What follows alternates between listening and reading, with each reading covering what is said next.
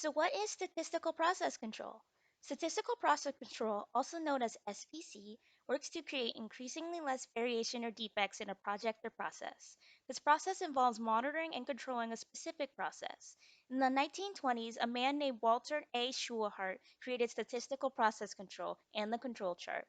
This way, the process will be done in a proper manner. Eventually, this leads to less and less deviation from a standard. If anything is out of these limits or bounds, changes can be made to eliminate them.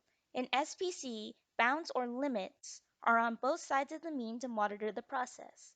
Usually, these limits are placed 3 or 2 standard deviations away from the mean to monitor each side equally.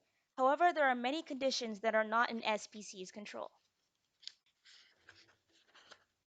Environmental engineers work in many fields. However, they often work with water, water treatment, wastewater, or stormwater.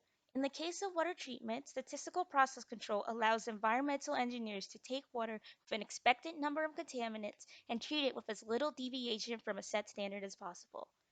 Remember how some conditions can't be controlled? Well, in the situation of water treatment, this often includes the amount of pollutants in collected water and pre existing conditions, such as the water's starting pH.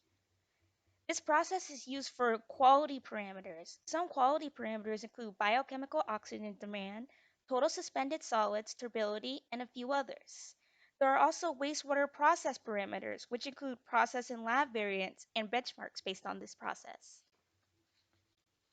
In the physical process of water treatment, there are many steps.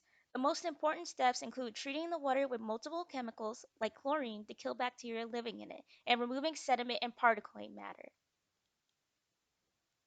When complete, the process is repeated, eventually creating safer water with even stricter standards. This cycle is highly dependent on statistical process control.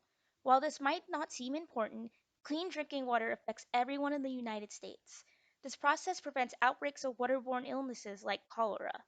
Diseases like these still occur in developing countries due to their lack of water treatment. Water treatment in the United States will continue to improve thanks to statistical process control.